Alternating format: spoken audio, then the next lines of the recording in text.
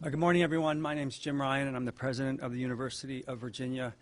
This is a sad, shocking, and tragic day for our UVA community. I will describe briefly what we know at this point and then turn things over to Chief Longo. But before I do that, let me say how deeply sorry I am for the victims and for their family and friends. So in terms of what we know, as I mentioned in an email we sent out early this morning, last night at approximately 10:30 p.m., University Police responded to a call of shots fired in the Culbreth parking garage area. The suspected shooter is UVA student Christopher Darnell Jones, Jr. Upon arrival at the scene, University Police encountered several victims of gunshot wounds. The shootings occurred on a bus full of students returning from a field trip. 3 of the victims did not survive. They were Devin Chandler, a second year from Virginia Beach, Virginia, Lavelle Davis, a third-year student from Ridgeville, South Carolina, and Deshaun Perry, a fourth-year student from Miami, Florida. All 3 were members of the football team. 2 other students were wounded and are being treated for injuries at the UVA Medical Center. 1 is in good condition, 1 is in critical condition. In order to protect their privacy, we are not releasing their names at this moment. The families of all the victims have been notified, and the university is providing any and every available assistance.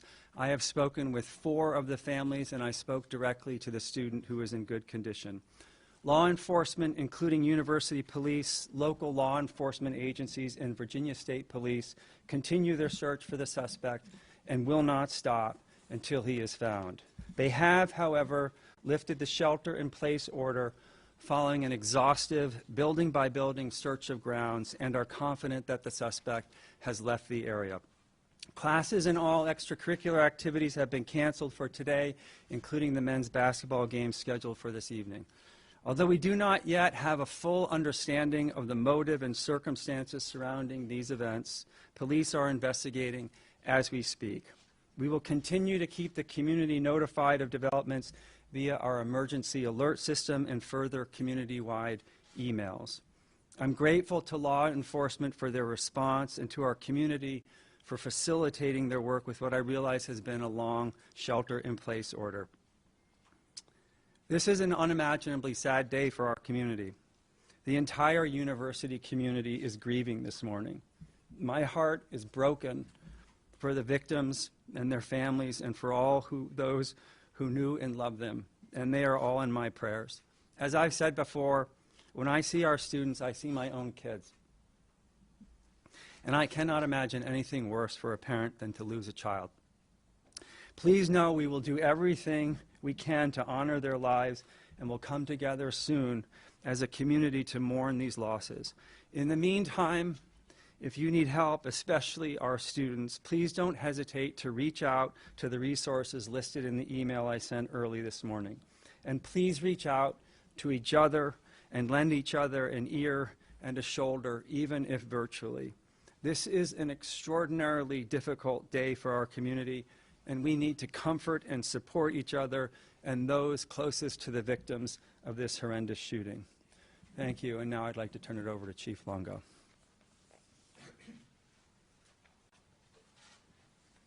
Thank you, President Ryan. Thank all of you for assembling in here this afternoon and giving us the opportunity to tell what happened over the last several hours and perhaps even answer some of your questions. I'll say from the very beginning, there will be questions that will have no answers. And it's not because I don't want to tell you, it's because we just don't know. So I hope you'll be patient with that and trust that when we do know, you'll know. This has been an incredibly long evening, very tragic circumstances for our university community, for the city of Charlottesville, the county of Albemarle, the Commonwealth. It's especially tragic for a small number of families who we've had to break some really bad news to. And some of you tried to reach out throughout the evening, and we didn't take your calls. I apologize for that. One or more of you might even got hung up on in the midst of chaos, and so I apologize for that as well. When this call came out just after 10 o'clock last night, about 10:16, and we knew the circumstances, we immediately initiated an emergency alert. Everyone with a UVA email address and a cell phone number that we have access to gets that alert, and that alert is sent out by our Office of Emergency Management. It's updated every 15 minutes, which is as much information as we can provide. And since 10/16 up until just about 30 minutes ago, our students were sheltered where they were, and more than 500 of them were sheltered in buildings throughout grounds, studying in libraries, classrooms, and other places. And they've cooperated with the directive that they received, and we're very grateful for that as well. And fortunately, we've been able to lift that alert. As President Ryan mentioned, we, thanks to the partnership of our City of Charlottesville partners, County of Albemarle, the Virginia State Police, our federal partners, the ATF, the FBI, the U.S. Marshal Service, a host of law enforcement officers who came to us to help secure a scene, search for evidence, process that scene for evidence, and now secure our grounds. While we did the exhaustive search to the very best of our abilities, we're reasonably confident that the person responsible for this tragedy is not on our grounds. But make no mistake about it, we will find him wherever he is and bring the resources of every federal law enforcement agency in this nation who has the capacity and the ability to look for him beyond our boundaries. And if he's in the Commonwealth of Virginia, the people that are standing behind me will engage in that search as well.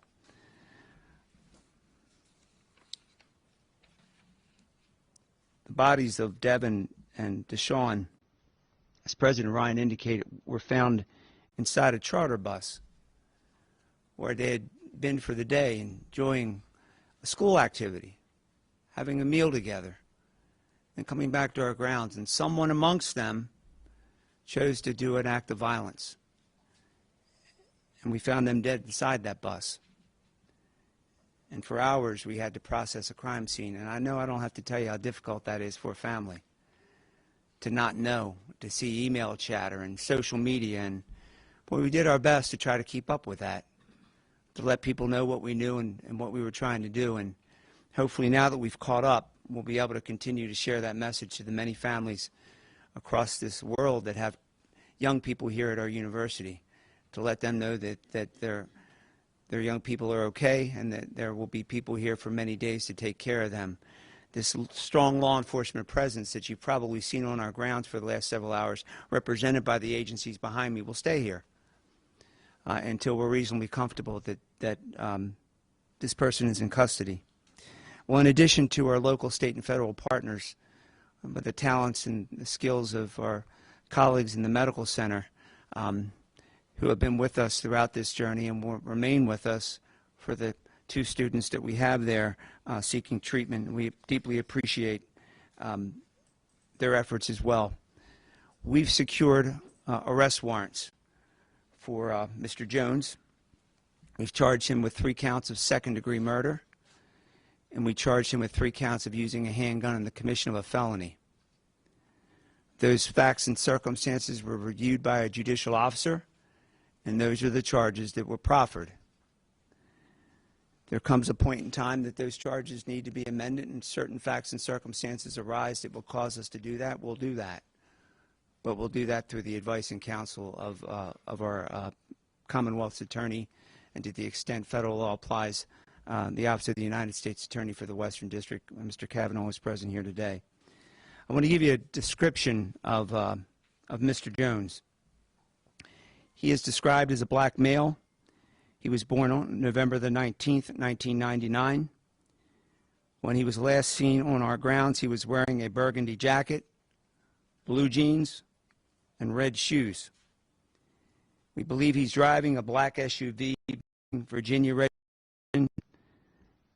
T as in Tango, W as in Whiskey, X as in X-ray, 3580. TWX 3580. We implore anyone who's on our highways and byways who should see that vehicle bearing that tag to call 911 immediately and report his whereabouts. Try to keep that vehicle in sight. We believe perhaps that Mr. Jones remains armed and he's to be considered dangerous and treated accordingly. I want to share some information with you because I want to be transparent with you.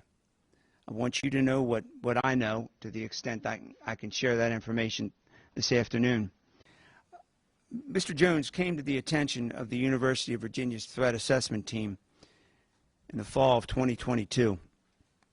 In fact, in September of 2022, our Office of Student Affairs reported to the multidisciplinary threat assessment team that Mr. Jones, they received information that Mr. Jones had made a comment about possessing a gun to a person that was unaffiliated with the university. In other words, a third party. That reporting person, again, unaffiliated with the university, to the best of our knowledge, never saw a gun. The comment about Mr. Jones owning a gun was not made in conjunction with any threats. The Office of Student Affairs followed up with the reporting person and made efforts to contact Mr. Jones. In fact, they followed up with Mr. Jones' roommate, who did not report seeing the presence of a weapon. Pardon me.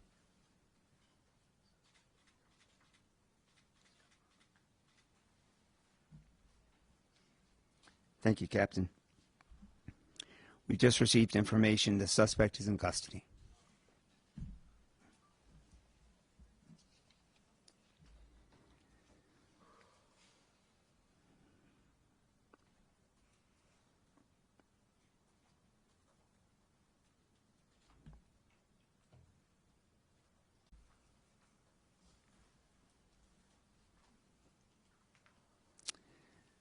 Just need a moment to thank God.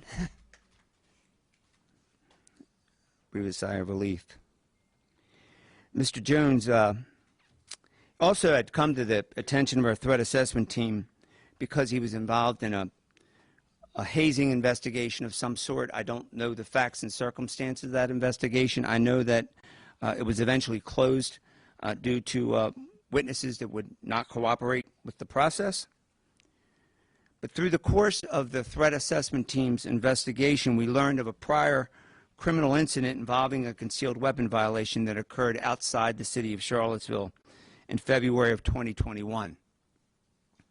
What's interesting about that case is he's required as a student at the University of Virginia to report that, and he never did. And so the university has taken appropriate administrative charges through the university's Judiciary Council, and that matter is still pending adjudication. I thought it important to share that information with you, to let you know that he had been called to our attention, and to answer any questions you might have about that. I want you to hear that. I want you to hear that from me, not hear it from someone else. So I'll stop there, and we'll take any questions that you might have. I'll call him out. We have time for a couple questions, Measure. Chief or President, can you discuss where the field trip was going, the affiliation of people that were on that bus and on that trip, and if the suspect part of that trip or stepped onto the bus?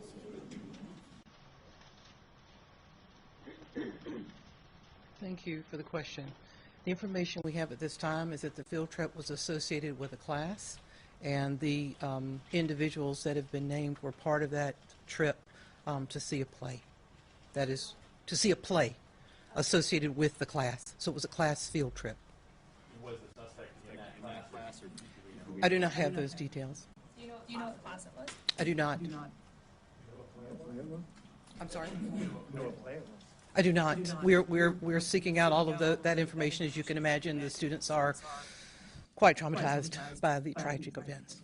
was the play in Washington, D.C.? I do not have the exact location. We are finalizing all of that. Thank you. The three victims who died were football players. So the play was in Washington, D.C. Yeah. Where and how was the suspect apprehended? I have not been shared that information yet, and it will come a point in time when we will share that information, I'm sure, but now is not the most appropriate time.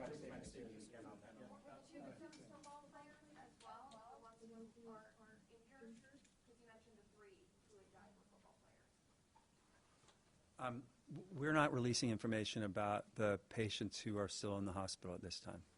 Right in the back left. Yeah, Chief, you mentioned the previously brought to your attention. Did your office ever make contact, or the student assessment office ever make contact with Jones prior to this? I can't speak for student affairs. The University Police Department had no contact him with this. The University Police Department is one of many people that's on that multidisciplinary threat assessment team, and we provide some of the background with respect to individuals to come before that team, but to my knowledge, we did not have any contact with Mr. Jones with regard to that incident. My understanding is ballpark about 25.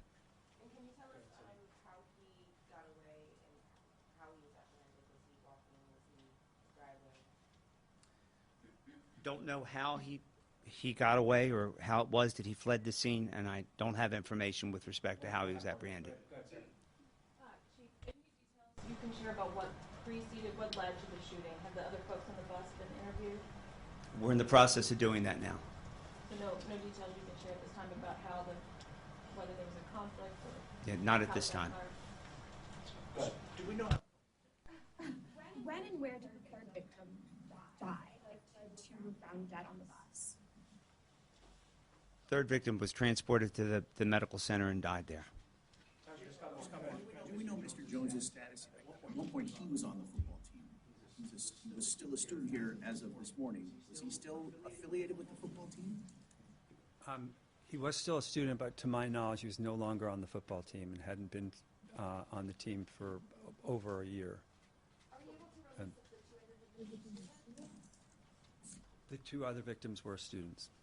Chief Law, go for two more. Chief Law, go ahead in the long gun. Did the students know at all who the suspect prior to this? Was there a relationship? I don't know to what extent they had a relationship with him. So they knew each other. I don't know that for sure. Yeah, final question, Ryan. Chief, you personally have been involved with so many tragedies that have happened here in Charlottesville. If you could just talk, I don't know if you've been able to process those feelings at all, what this community has been through over the past decade or so, and how this impacts all of that. I don't know that I've really had time to process that to the extent that you speak of. I can tell you that the people that are standing behind me now, it speaks for itself, how we get through these things. These agencies that are represented here were on these grounds very quickly.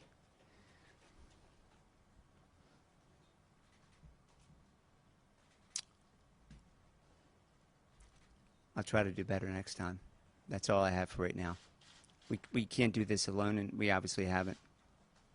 And we Found on campus, or off campus at least? Or where he was in custody, if he was brought into custody. well, I can tell you to the best of my knowledge, he was not found on campus. I cannot tell you where he was located or where he was taken into custody or where he's located now. State police take him into custody? We'll have more information on that. Thank you all very much. Everybody get back to we'll have more information as we have it. Thank you all very much for coming today.